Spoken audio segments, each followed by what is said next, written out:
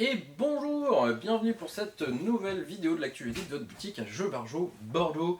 Romain toujours, Pierre toujours derrière la caméra et Ben absent parce que en vacances, le chanceux. Du coup, pas mal de nouveautés cette semaine pour le coup, comparé aux 2 semaines dernières. Ici, il y a plein de jeux qui nous ont bien plu, du coup, on va vous présenter tout ça. On va commencer par les petits produits rapides. Du coup, 3 nouveaux paquets de cartes Bicycle, Disney Frozen, la Reine des Neiges, le Dragon Gold et le Stargazer 201, je crois qu'ils ont appelé ça. Du coup, c'est dispo. Toujours les cartes Bicycle de bonne qualité et très jolies. Ensuite, sortie Magic the Gathering, une extension à licence dans l'univers infini. Assassin's Creed, du coup, nous avons les boosters collector et les boosters, alors attention, pas booster de jeu, booster infini, Dixit Infini Arnaque, parce que c'est 8 balles pour cette carte. Merci Wizards of the Coast, j'espère que vous aimez assez Assassin's Creed pour vous faire un peu violer. Voilà, ça c'est notre avis, après, la licence est cool, hein, mais ils ont un peu abusé, quand même. Voilà. Hop, ça c'est la sortie MTG, on est tout bon. Ensuite, on va sortir le petit jeu de cartes For the Win FTW. Donc, petit jeu de cartes de défausse. Vous allez avoir des cartes qui vont de 1 à 60. Le but du jeu, c'est de marquer un maximum de points. Ça va être assez simple. En début de partie, on distribue un certain nombre de cartes à tous les joueurs. On va jouer chacun notre tour. À votre tour de jeu, vous avez une action sur 2 à faire. Soit vous avez une carte avec une valeur plus élevée que celle qu'il y a sur la défausse au milieu de la table, vous la jouez, hop, ça vous fait une carte en moins, c'est votre joueur de jeu. Soit vous avez pas de carte plus haute, ou vous faites le choix de faire la seconde action, qui est de défausser une carte de votre main, mais à ce moment-là, vous la mettez devant vous, et vous allez reprendre une des cartes de la défausse, n'importe laquelle. Parce que sur un prochain tour, vous allez avoir accès à une troisième action, si vous avez une carte devant vous mise de côté au préalable, ça va être de jouer une carte, même si elle est inférieure au-dessus de la défausse, en défaussant la carte que vous avez mise de côté au préalable pour cumuler les valeurs pour que ça se fasse plus élevé. Et comme ça, on va pouvoir réduire la valeur qui est sur la défausse pour pouvoir jouer des cartes entre guillemets un peu plus petites. Voilà. C'est aussi simple que ça. Mais le petit twist, ça va être le scoring. Dès qu'un joueur a plus qu'une seule carte dans la main, on va arrêter la partie et on va cumuler les points. Le joueur qui a qu'une carte, lui, il score en positif la valeur de la carte. Du coup, c'est bien de garder une grosse valeur dans sa main pour la fin de la partie, même si on voudrait les jouer pour se défausser plus vite. Tous les autres joueurs, qui leur restent plusieurs cartes dans la main, ils vont scorer en positif leur plus grosse carte, mais à ça, ils vont enlever les autres valeurs. Et du coup, ça leur fera un score bien plus petit, voire négatif, si vous êtes vraiment mal débrouillé. Voilà. C'est aussi simple que ça, mais c'est vraiment très chouette. C'est un petit jeu de 2 à 6, je pense qu'ils mettent, c'est ça. Alors à 2 joueurs, je pense pas que ce soit le mieux, mais à partir de 3, je pense que c'est vraiment très cool, c'est tout simple, très malin. On peut l'emporter n'importe où. Un petit jeu de Friendman Freeze, comme la petite boîte verte moche comme d'habitude, mais c'est sa petite marque, du coup on lui en veut pas, mais ça on a beaucoup aimé personnellement, donc très cool. Ensuite on va avoir Power Hungry Pets, du coup, est-ce que vous connaissez Love Letter? J'imagine que oui, parce que c'est quand même vraiment connu. Du coup ça c'est un genre de Love Letter, édité par Exploding Kitten, donc tous ceux qui font Exploding Kitten, et tous les autres, parce qu'il y en a beaucoup maintenant.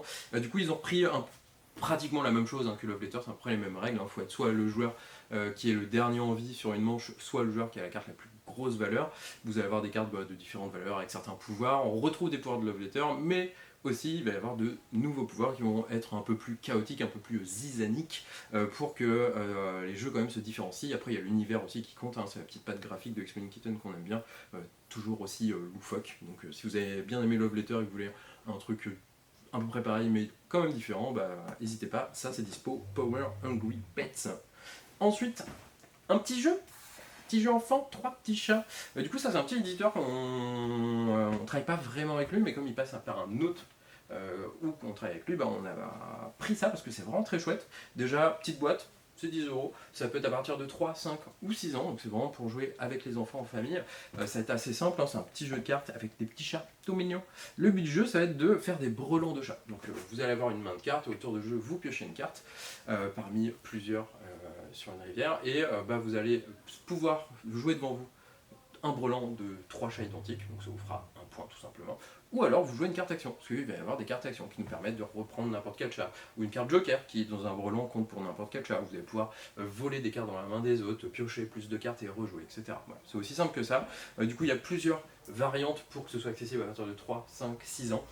Du coup nous on a trouvé ça plutôt cool comme proposition, parce que ça peut suivre l'enfant. Si l'enfant a 3 ans, vous pouvez jouer avec lui avec les règles vraiment minimum. Dès qu'il est assez grand pour inclure les cartes actions et divers effets, hop, vous passez là-dessus. Du coup si vous avez des les enfants et que vous aimez bien les jeux, n'hésitez pas, c'est dispo aussi. 3 petits chats. Hop, on va aller sur le plan séquence, le nouveau micro-game. Du coup, 2 Button Child localisés par Matago. Celui-ci va être de 1 à 2 joueurs, donc coopératif, c'est soit solo, soit 2 joueurs. Plus cool à 2, quand même si le solo marchera bien, mais à 2 je pense que c'est vraiment le mieux. Donc c'est un jeu coop à communication restreinte, c'est-à-dire que vous allez avoir des cartes qui représentent un film, mais elles ont des valeurs allant de 1 à genre 16, quelque chose comme ça, et il va falloir essayer de les mettre dans un ordre croissant. Donc ça ressemble un peu à un The Mind à ce niveau-là, mais il va y avoir 2 étapes dans le jeu, c'est ça qui fait le petit sel. Vous avez une étape où on va jouer les cartes pour essayer de faire le film en manière croissante, et ensuite on a le montage, parce que les cartes ont des petits effets, soit quand vous les jouez ça va faire un effet soit relou, soit qui va vous aider, soit ça a des effets qui vont vous dire que quand vous jouez une carte on annule l'effet, etc. Et après, une fois qu'on a fait notre frise de cartes, on va aller de gauche à droite, pour chaque carte où il y a le petit symbole montage, vous allez faire le pouvoir du montage, et là ça va être des trucs vraiment chiants. Par exemple, inverser cette carte avec une carte qui a une plus grande valeur. Du coup, ça va vous détruire votre ligne parce que les cartes seront plus en ordre croissant. Du coup, c'est un jeu un peu à la Far Away entre guillemets. Il va falloir jouer pas forcément dans le bon sens sur la première étape en ordre croissant. Il va falloir jouer en fonction du montage quand vous savez que telle carte va être inversée avec telle carte. Donc voilà, c'est aussi simple que ça. Mais pas que, parce que ça se joue en 3 manches. Première manche, il va falloir jouer 6 cartes en ordre croissant. Deuxième manche, 7. Ensuite, troisième manche, 8. Si vous arrivez à faire ces 3 étapes, vous gagnez la partie. Si vous vous loupez en cours de partie, c'est perdu, cash. Donc c'est très simple, mais vraiment petit challenge, très tendu. On va toujours se demander est-ce qu'il y a telle carte ou telle carte, je sais qu'elle existe. Vraiment cool, nous on a bien aimé aussi, donc n'hésitez pas. Après, on est des grands fans de micro-games, donc on n'est peut-être pas les plus comment on appelle ça, objectifs, mais celui-là on a bien aimé aussi. Plus de place. Hop, on va continuer avec celui-là, Album. Du coup, Album, c'est un petit jeu coopératif de 2 à 6 joueurs. Alors ça marche bien 2, mais je pense pour vraiment prendre l'expérience, faut être plus. Bon, à partir de 3-4, vraiment c'est cool parce que ça va être vraiment un jeu centré sur la discussion. C'est un genre de Dixit-like entre guillemets coopératif, mais on va jouer avec des vraies photos. Un joueur va en piocher plusieurs, va en choisir une parmi ces plusieurs, va les mettre au centre de la table ensuite, face visible, et lui il va essayer de faire deviner sa photo parmi toutes celles qu'il a mis au centre de la table aux autres joueurs. Pour ça, ça va pas être comme d'habitude avec association d'images ou d'idées, etc. Ça va être avec des ressentis, des sentiments. Et ça, on a trouvé ça cool parce qu'il n'y a pas beaucoup de jeux qui le proposent. Du coup, vous avez des petites tuiles qu'on voit ici avec des petits ressentis. Je vais vous lire des petits exemples un peu quand même. Rêve, bruit, etc., etc.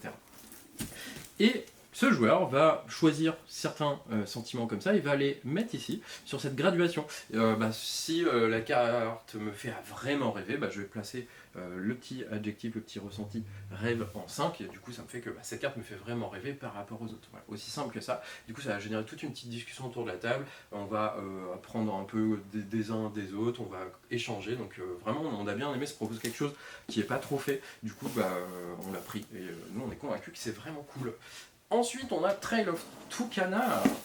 Alors, c'est une réédition, ça, parce que c'est sorti il y a un petit moment maintenant. Donc, petite réédition un peu plus jolie, avec l'extension Fairies incluse. Donc, pour ceux qui ne connaissent pas, c'est un flip and write, c'est-à-dire que chaque joueur va avoir une feuille, et à chaque tour, on va retourner des cartes pour cocher des trucs sur cette feuille-là. Du coup, bon, entre guillemets, c'est déjà connu, il y en a déjà plein, mais celui-là a des petits arguments qui font que c'est chouette. Déjà, il est joli, il est mignon, ça va jusqu'à 8 joueurs, donc ça c'est plutôt cool aussi.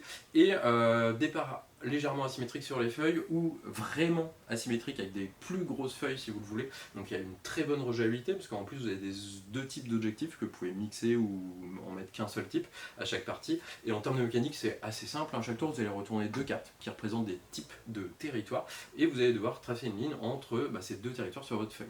Sur votre feuille, vous avez plein de choses à relier. Vous avez des villages qui sont de A, B, C, etc. Vous avez des paires de villages. Si vous reliez la paire de villages B, hop, ça vous fera des points. Si vous reliez un monolithe, ça vous fera des points. Si vous reliez les 2 monolithes, ça vous fera plus de points. Si vous reliez les reliques, etc.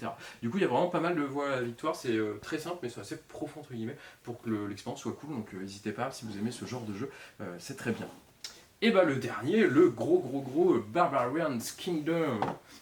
Du coup, ça c'est un jeu de plateau, jeu de stratégie, un peu en mode risque. C'est pour ça qu'on l'a pris, parce que vous êtes beaucoup à nous dire, voilà, on a joué au risque, on aimerait un truc un peu similaire. On n'en a pas beaucoup en magasin, parce que c'est pas un truc qui se fait énormément en vrai. Et celui-là propose un genre de risque, mais sans aléatoire. avec une mécanique originale et qui monte à 6 joueurs et très simple d'accès, pas des parties vraiment, donc c'est genre 1 heure et demie grand max, du coup c'est vraiment chouette. Du coup, Barbarian Kingdom, comment ça fonctionne, c'est assez simple. Déjà vous allez avoir chacun un peuple barbare, les Huns, les Visigoths, etc., avec des pouvoirs asymétriques. Il n'y a pas 1 milliard d'unités, ça aussi on a bien aimé, ça va pas être un fourmillement de trucs sur le plateau illisible, vous en avoir 5 plus votre roi. Vos unités, elles sont simples avec une certaine valeur pour les combats. Le roi a une valeur plus haute, mais a un petit pouvoir forcément. Le budget, il y en a 2. Soit vous allez contrôler jusqu'à 6 territoires, à ce moment-là vous avez gagné la partie, soit vous éliminez 2 rois adverses, et là c'est victoire totale. Comment ça se passe au tour de jeu? Bah voilà, c'est simple, une action parmi 5 à faire, aussi simple que ça. Soit vous allez payer pour mettre une unité sur le plateau, donc à ce moment-là, plus vous avez d'unités sur le plateau, plus le coût de la prochaine est cher. Donc attention, vous allez pouvoir déplacer vos troupes, vous allez pouvoir lancer une attaque, vous allez pouvoir essayer de prendre le contrôle d'un territoire. Le petit truc du jeu qui est original, bah, ça va être au niveau des combats justement. Quand vous déclenchez un combat, déjà à savoir si sur les territoires adjacents, vous ou le défenseur a des unités, on peut tout regrouper au même endroit. Donc ça déjà, il va falloir en prendre compte. Et ensuite le combat c'est assez simple. Chaque unité a 3 en puissance, le roi a 6. À ça vous pouvez ajouter si vous avez construit un petit fortin. Et ça vous fait une valeur totale. Mais c'est pas fini. Chaque joueur va mettre dans un petit sac un certain nombre de thunes. Une fois que c'est fait, les 2 joueurs révèlent leur montant et chaque pièce d'or utilisée à ce moment-là ajoute plus 1 à votre force. Le gagnant prend le contrôle des territoires, gicle les unités adverses, mais la thune que le gagnant a payée pour augmenter sa force, c'est l'autre joueur qui la récupère.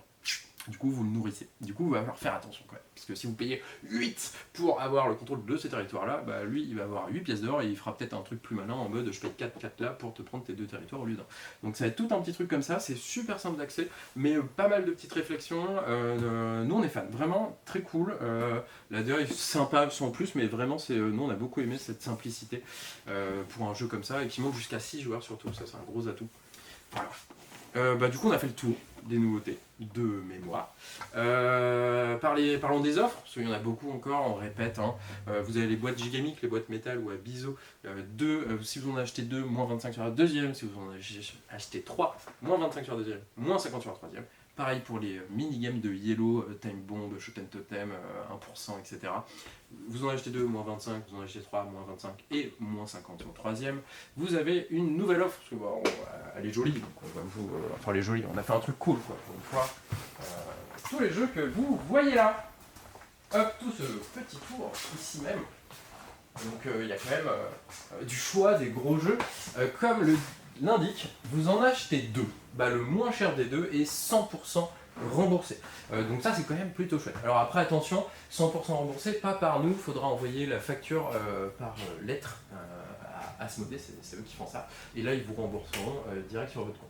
Voilà, tout simplement, vous avez des bonnes refs, il y a Challenger, L'Asdor Initié, Paléoka, très bon jeu coop, Takenoko qu'on ne présente plus, Foremix maintenant qui est très connu, qui est très bien, Unsable Unicorn, Jungle Speed, Patchwork pour les jeux de joueurs, etc. Voilà, est-ce qu'on a fait le tour au niveau des offres? Oui, ouais, c'est ça, on est bon. Pierre me dit oui de la tête. On est bon, on vous souhaite une bonne journée, un bon week-end ludique à vous.